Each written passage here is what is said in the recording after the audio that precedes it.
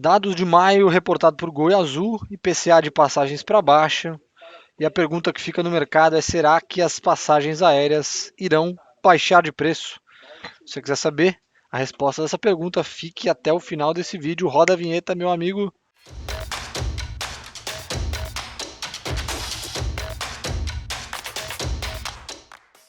Fala pessoal, sejam bem-vindos a mais um De Frente com o Analista. Meu nome é Igor Bastos, sou analista do setor de transporte e indústria e hoje, mais uma vez, para surpresa de todos, falaremos sobre o setor aéreo. Sim, Azul e Gol, as duas empresas divulgaram os dados relativos ao mês de maio, seus dados operacionais. A gente vai comentar um pouquinho de como isso muda as nossas estimativas daqui para frente e como que isso mexe no preço-alvo das empresas. Será que tem mais potencial de valorização para Azul e Gol, ambas as empresas que já subiram bastante aí desde esse movimento de queda no petróleo, queda no preço do dólar e também renegociação de dívida. Então a gente vai agora explorar um pouquinho todas essas questões e ver como que isso afeta o setor. Relatório na tela. Falando aqui um pouco dos dados operacionais, tá? Só para falar em termos de demanda, o que, que a gente tem visto em relação às duas empresas. A Azul hoje já opera em níveis acima do pré-pandemia, já vem operando há bastante tempo, né? Desde o ano passado, com números acima do pré-pandemia, e Gol ainda chegando próximo a níveis do período pré-pandêmico. Se vocês forem observar, o mês de maio da Gol ainda está abaixo do mês de maio de 2019. Então, o que isso indica que ainda tem um espaço para recuperação.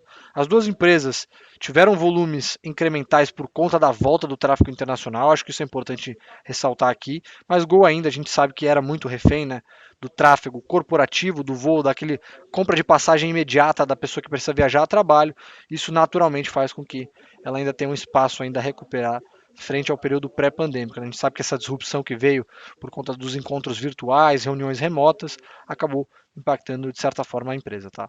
Olhando para os dados, quando a gente vai falar de oferta de assentos, ambas as companhias atingiram um patamar muito próximo. Isso é interessante de falar, porque a Azul sempre, né, historicamente no passado, sempre operou com uma oferta mais baixa de assentos do que Gol. E hoje a gente tem as duas empresas ali quase brigando assento a assento. Tá? Então, dados operacionais muito parecidos. E vale lembrar que agora a Azul, após absorver os slots ali do aeroporto de Congonhas, também começa a operar com esse hub, o que ajuda a trazer números mais fortes operacionais para a Azul, ainda mantendo o mesmo patamar aí que a Gol, tá? E você vê, aqui dá para ver bastante, né? Bastante claro que a Azul já num patamar acima de 2019, Gol ainda num patamar inferior a 2019. Quando a gente vai olhar para a evolução da demanda, a gente também observa que a Azul, justamente por conta de aumentar sua malha, aumentar seus hubs, já está acima do patamar de 2019. Tá? Olhando para a taxa de ocupação, que para a gente aqui é o ponto mais sensível, eu já comentei com vocês em outros vídeos falando sobre o setor aéreo. Qual que é o ponto? Na nossa visão, economia brasileira desacelerando, juro muito alto, a gente sabe que as passagens aéreas ficaram muito caras. Uma grande questão que o mercado colocava em xeque é se haveria mais espaço para novos repasses, tá? E como que a gente faz para saber isso? A gente sabe que as companhias usam tarifa como buffer de ocupação. Então, se a ocupação está muito baixa, elas abaixam a tarifa para assim poder fomentar a demanda e quem sabe encher mais as aeronaves e equilibrar, né, a questão entre relação entre custos e receitas. O que, que a gente tem visto? A Azul, ela por conta de um repasse um pouco mais agressivo, a gente sabe que a Azul historicamente ela é conhecida por ter repasse de preços mais agressivos, por não ter uma sobreposição de rota em relação a Gol e Latam. A Azul, tarifas mais altas na média, né, do quilômetro voado, sofreu um pouco mais com a ocupação desde o final de 2022. Gol conseguiu manter as aeronaves mais ocupadas, mas nesses últimos 3 meses o que a gente tem visto é o oposto.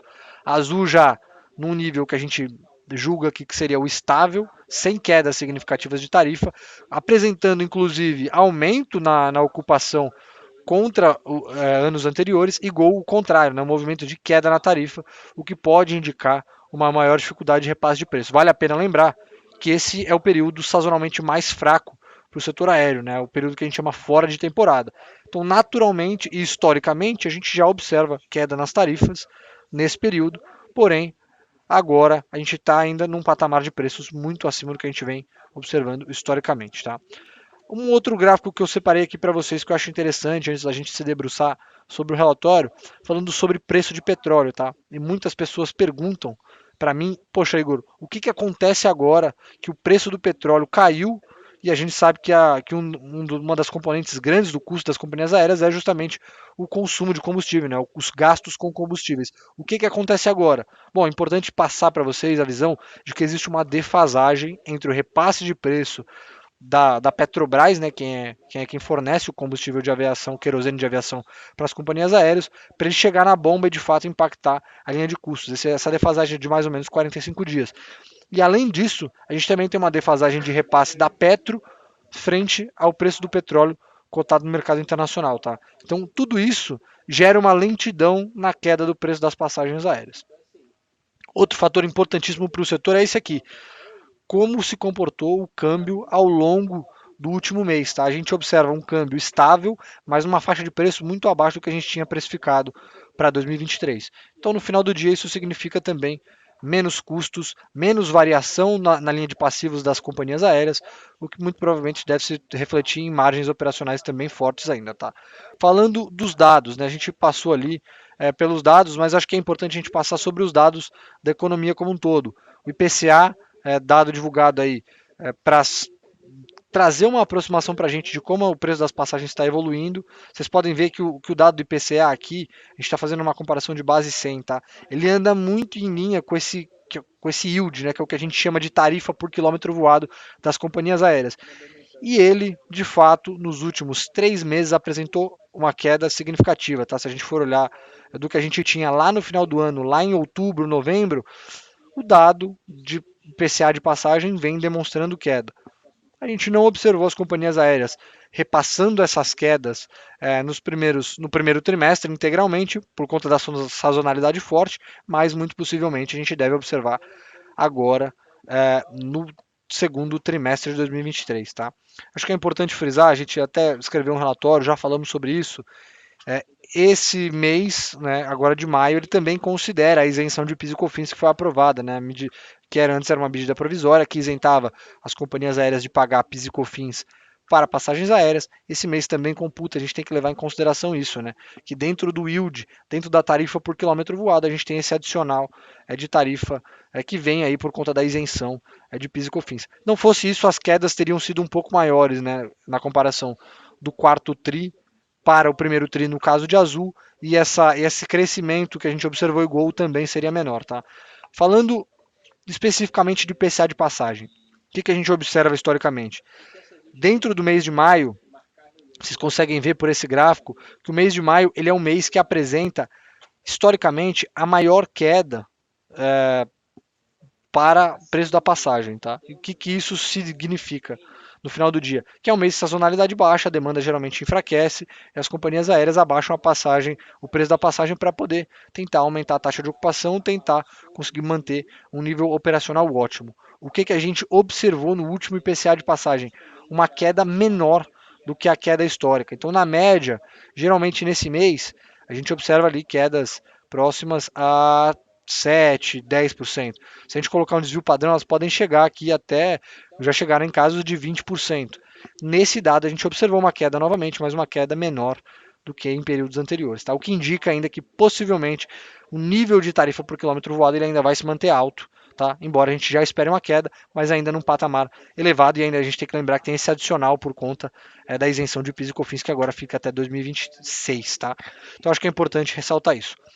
Resumindo, Gol, dados operacionalmente também foram fortes, demanda internacional voltando, ajudando o Gol, porém, taxa de ocupação apontando para baixo. Azul, mesma história, o operacional bom, demanda muito boa para o período, tá? Taxa de ocupação se manteve estável, crescendo na comparação com anos anteriores, e o internacional também forte, o que em tese fortalece as empresas. No operacional, nas margens operacionais, custos para baixo também ajudam as companhias aéreas. A gente espera uma melhora aí para o segundo trimestre, embora as taxas de ocupação sejam mais baixas, tá? Bom, pessoal, eu não vou entrar muito mais nos detalhes do relatório também para não tirar o seu interesse de ler o relatório. O conteúdo está lá na plataforma Genial Analisa. Se você quiser conferir ele na íntegra, é só acessar analisa.genialinvestimentos.com.br. Você vai lá na área do setor de transporte, você vai achar o relatório. Também vou pedir para você deixar os comentários se tiver alguma sugestão, tiver algum comentário em relação ao preço da passagem, o que você está achando, quando você acha que as empresas vão começar a baixar as tarifas. Vou pedir para você deixar aqui nos comentários, que ajuda muito o YouTube a entender que esse conteúdo é relevante e entregar para mais pessoas. Se você também tiver qualquer crítica, fico à vontade aqui para comentar, responderei com o maior prazer. Esse foi mais um De Frente com o Analista, a gente se vê numa próxima oportunidade. Um abraço a todos e até mais.